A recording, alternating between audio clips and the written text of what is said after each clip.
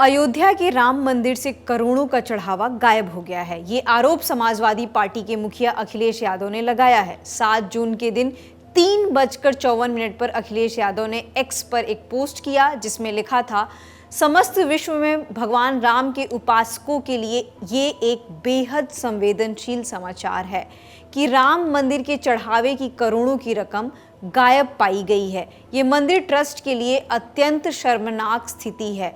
कोई भी सफाई देने के लिए सामने नहीं आना चाहता है। न्यायालय से स्वतः संज्ञान लेने की मांग है क्योंकि इसका सीधा संबंध वैश्विक स्तर पर समस्त सनातनी समाज की प्रभु राम में गहरी आस्था से जुड़ा है।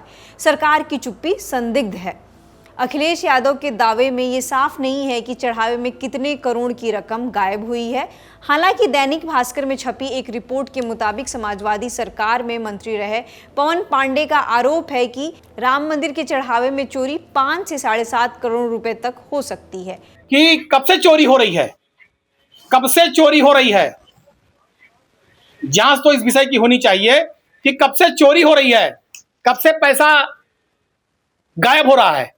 इसकी पूरी जांच होनी चाहिए। पता नहीं कितना पैसा, कितने 100 करोड़, कितने करोड़ श्रद्धालुओं के इस तरह से चोरी किए गए। ये बहुत ही दुर्भाग्यपूर्ण विषय है।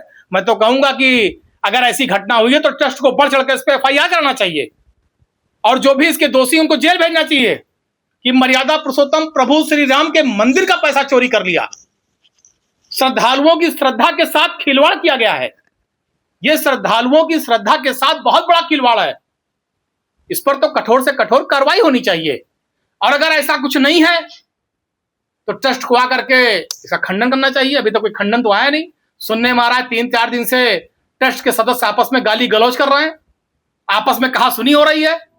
पवन पांडे वही व्यक्ति हैं जो अयोध्या में राम मंदिर निर्माण के लिए जमीन खरीद में बड़े घोटाले और भ्रष्टाचार के आरोप लगा चुके हैं। साल 2021 में छपी BBC की एक रिपोर्ट के मुताबिक पवन पांडे ने आरोप लगाया था कि 2 करोड़ रुपए में खरीदी गई जमीन महज कुछ घंटों बाद 18.5 करोड़ रुपए में खरीदी गई, यानी कि 18.5 करोड़ रुपए में। हालांकि तब राम जन्मभूमि ट्रस्ट के सचिव चंपत राय ने इन आरोपों को बेबुनियाद और राजनीति से प्रेरित बताया था। अब समाजवादी पार्टी इन आरोपों पर सफाई मांग रही है, लेकिन ये वीडियो रिकॉर्ड होने तक श्री राम जन्मभूमि तीर्थ क्षेत्र ट्रस्ट की ओर से कोई आधिकारिक स्पष्टीकरण या खंडन सामने नहीं आया है। लेकिन ट्रस्टी महंत दिनेंद्र दास ने एक न्यूज एजेंसी से बातचीत में कहा कि हमको राम जी पर पूरा विश्वास है। अगर किसी ने ऐसा कुछ किया है तो राम जी उसको अपने आप दंड दे देंगे। अब इस पूरे मामले में सबसे बड़ा सवाल यही है कि आखिर सच क्या है। क्या वास्तव में राम मंदिर में चढ़ावे में करोड़ों रुपए की कोई गड़बड़ी हुई है? अगर हुई है तो कितने की हुई है, और अगर नहीं हुई है तो फिर इन आरोपों का आधार क्या है? ध्यान देने वाली बात यह भी है कि ये आरोप विपक्ष की ओर से लगाए गए हैं। दूसरी तरफ मंदिर ट्रस्ट की ओर से कोई विस्तृत आधिकारिक जवाब अभी तक सामने नहीं आया है।